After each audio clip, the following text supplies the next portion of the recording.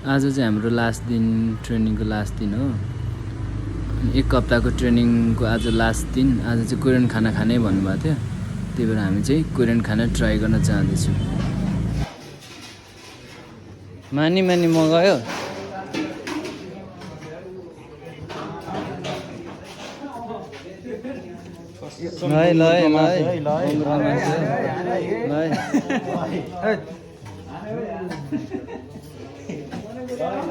Try गर, try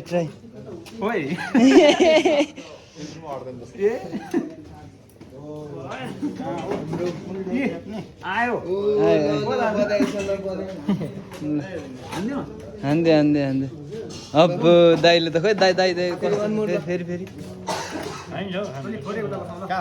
कहाँ हो छोप्ने मैले जानिसकेँ।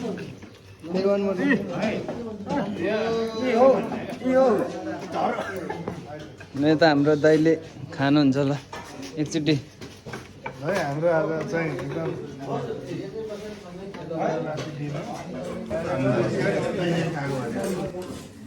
लु ट्राई गरौँ त, हेरौँ ल।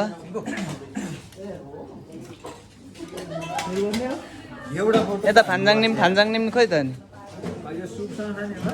ट्राई गरौँ, ट्राई।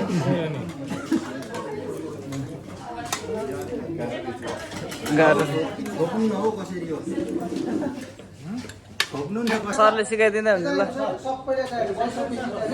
यो औँलामा यसरी राख्नुपर्छ सबैले।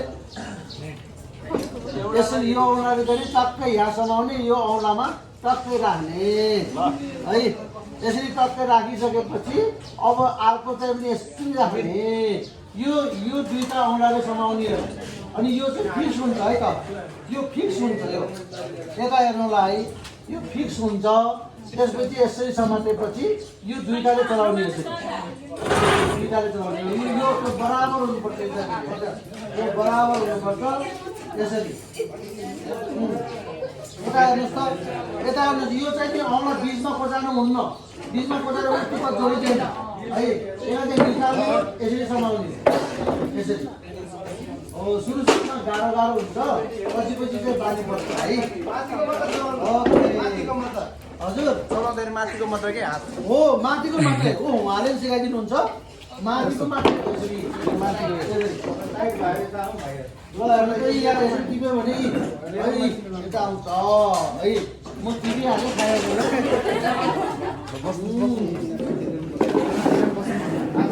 ल सबैले आम्मामा के हो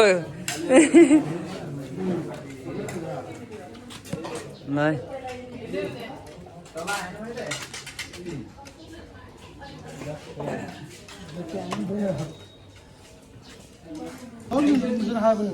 यसरी खाना पनि पायो। जस्तै यसरी हुन्छ। अन्तिममा चाहिँ यो सबै यहाँनिर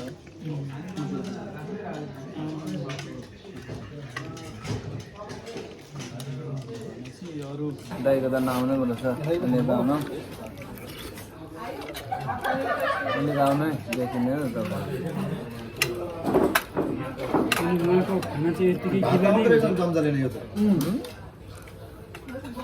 यो पकाउनु देखाउनै दाइ।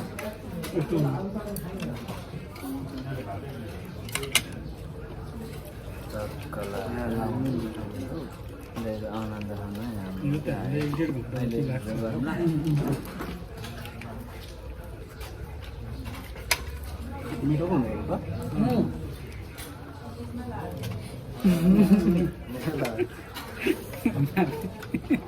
सरले भने जस्तै आँखा त गर्दैछ भइहाल्छ।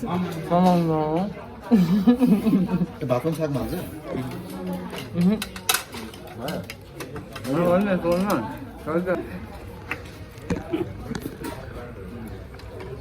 दाइले चाहिँ देखाउनु पर्ने हुन्छ।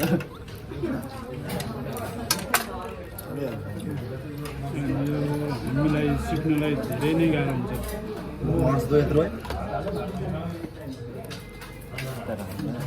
त्यसले चाहिँ के हुन्छ यसलाई? सुँगुर मासु खानु होइन? अब घरमा एउटा लगेर खानु अब त्यो टाइमसम्म सिक्नु पर्यो।